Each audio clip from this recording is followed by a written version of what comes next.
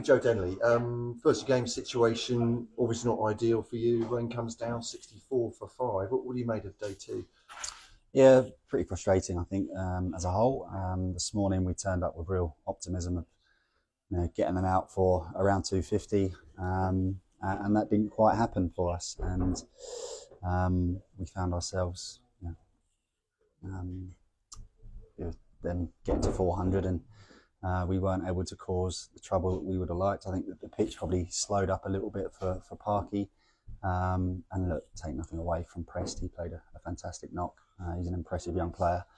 But yeah, I think obviously we would have liked to bowl them out a lot cheaper than that. And again, with the bat, we didn't get off to the start. They took that momentum, I guess, from their batting into their bowling. And we know they've got a quality bowling attack, and they really made the most of those new ball conditions. And yeah, we're well behind in the game. So next 2 days we've got a lot of fighting to do, and hopefully scrap and get something out of the game. To some extent, it's been difficult all season, hasn't it? Taking first innings wickets, I suppose, but it's been a key for you, and you spent quite a long time in the field, almost all the way through the year.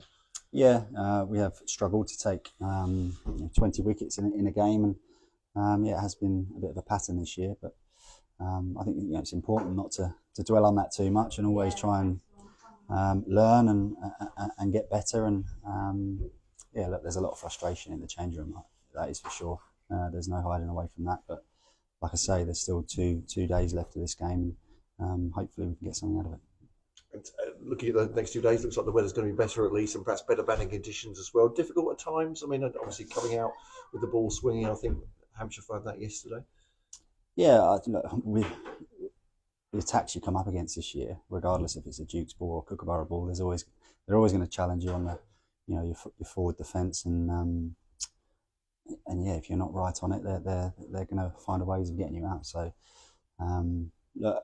hopefully we'll learn from today and come up with a better plan tomorrow as a batting unit, and yeah, hopefully, like I say, scrap and take it real deep and hopefully get a lead if these two get in again tomorrow.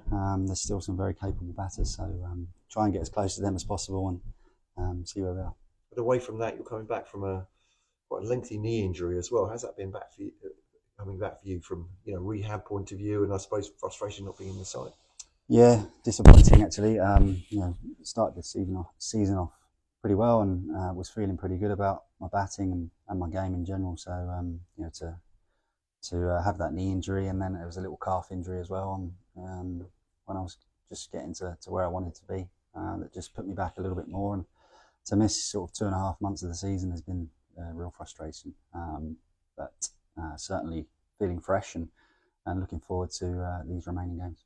I know last season wasn't great as a whole as a camp, was it? But this season has been extraordinary, I think, for injuries, isn't it? Obviously in a bad way for you guys. Yeah, I don't like to make excuses or anything like that.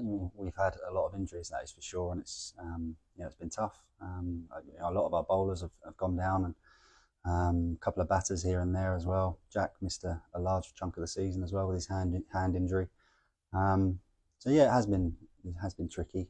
Along with the schedule that we play, it's hard to I guess compete sometimes with some of the squads we come up against. But we've got 11 players out that are more than capable. So we're always looking for the positives. And this weekend, obviously, we heard the news that Matt Walker's resigning, won't be here next season. Just a word about Matt. Obviously, you've known him for a long time. Kent supporters have known him for a long time as well. Just what can you say about Matt Walker to us at this point? A great man. Someone who I looked up to as a young player, starting out in my Kent career.